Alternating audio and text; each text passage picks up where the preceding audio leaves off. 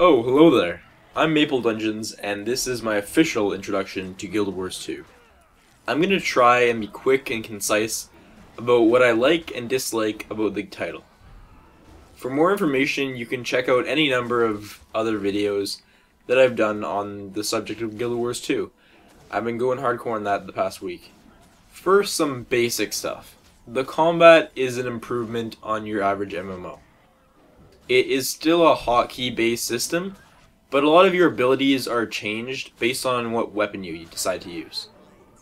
Also, you have an endurance bar that you can actively use to dodge whatever is coming at you, if you have the right timing, that is.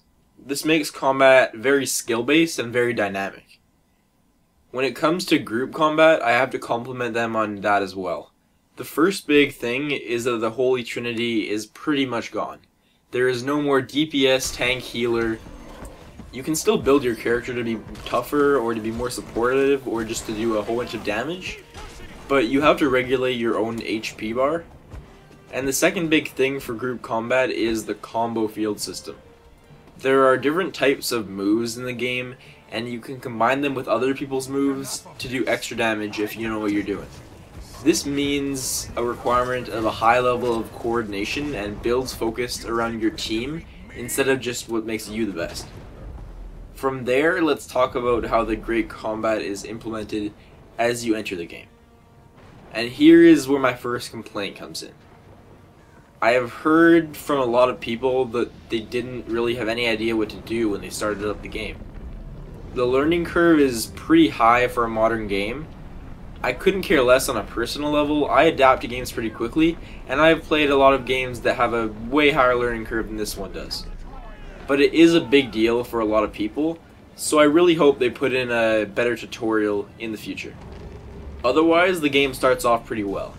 Within 20 minutes, you should be killing an enormous thing. No matter what zone you started, no matter what race, each one has this big boss. Unfortunately, this seems to be mainly just showing off, as I've yet to see something of equal size out in the world yet.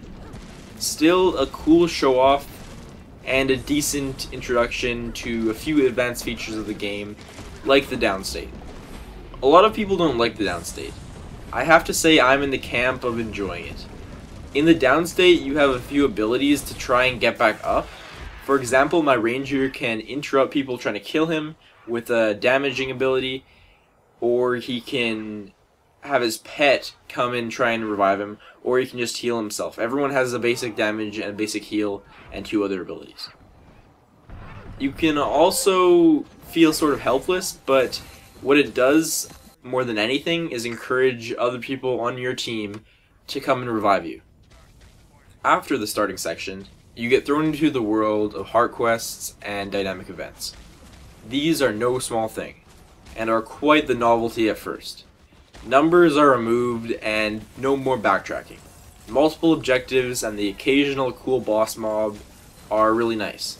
It also eliminates competition over everything and encourages strangers to help one another instead of compete for nodes or for mobs. After a while though, it becomes apparent that the majority of these things are still MMO quests at its core. They still all rely on the basic ways of doing things in MMOs. Generally, you are either killing something or gathering something. So if you got bored in a classic MMO questing system, I think that you probably will get bored of this one eventually too. On the other hand, they're covered up pretty well with all kinds of new systems, so the new questing system is an evolution upon previous success. As you're questing around, you can gather things at will. I really like that all you need to gather is tools. You don't need to replace a crafting slot just to mine or to gather wood.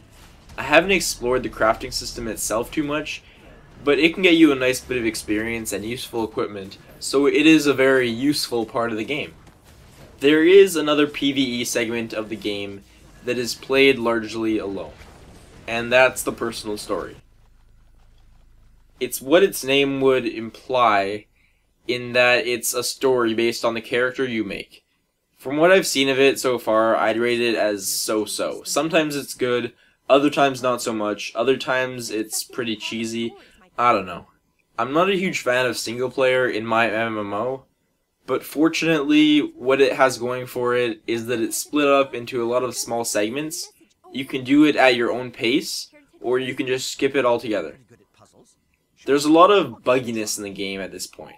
The guild system isn't working properly, and it can be really hard to actually play with your friends right now. There are a lot of big exploits that make a bunch of money, and that a lot of people are currently getting banned over. I'm sure all of this will be fixed and regulated pretty soon, so I wouldn't make my decision on the game based on that. Anyway, with all that PvE out of the way, let's talk about PvP, what Guild Wars is really about to me. World v World v World PvP is what everyone's talking about. You fight for your server against 2 other servers for domination over 4 different enormous maps. Hundreds of players and dozens of capturable fortresses exist. It's a really neat concept, and although I really go into it in another video, I made my basic conclusion, and it's this. World v World is very fun if you play with friends or with a guild, but playing alone can have its flaws. Be prepared for a lot of walking, but a lot of fun if you enjoy big strategical battles or want to fight proudly for your server. It's also a great alternative way of leveling. World v World gives a lot of XP for various things, so if you don't enjoy PvE so much, you can spend a lot of time there and have an even ground even when you're low level. The PvP I feel I could really get into is the more traditional style of PvP. If you've played Battlegrounds in WoW, or whatever the equivalent was in Star Wars, this may be familiar. Structured PvP in Guild Wars 2 is familiar in that to win, you simply have to capture points and hold on to them. What makes it fun is the improved combat system, as well as some pretty cool maps to play on. The best part though is the even playing field. When entering structured PvP, you are fully boosted to level 80. You're then given every single skill unlocked for you, as well as a full set of traits that you can place however you want. As well, you get every single weapon and armor piece available to you 100% free. This means that victors in structured PvP will be completely based on skill alone and not on gear at all. This also means that if you want to just enter the game, complete a little beginning section, and then never level up, you can just play PvP without a single disadvantage. This is a huge step for MMO PvP, and I am so glad for what this means for both casual and competitive play. Casual players can hop in and not be at a huge disadvantage, and competitive players won't have to grind PvE stuff just to get that legendary weapon or whatever. Overall, Guild Wars 2 seems to have a hell of a lot of potential, and as a last point, it has no subscription fee. You pay for the box, and until some expansion comes out, you're golden. The combat is fantastic, and that is a hard feat to pull off in an MMO. The only thing left I have to say really is go get this game if you aren't already playing it. It's pretty awesome. Anyway, for more Guild Wars 2 content, you can subscribe to my channel. I'll probably also start doing stuff about some other games again soon too, but there's a hell of a lot of Guild Wars 2 videos on my channel already, and there is more coming. Thank you so much for watching, guys.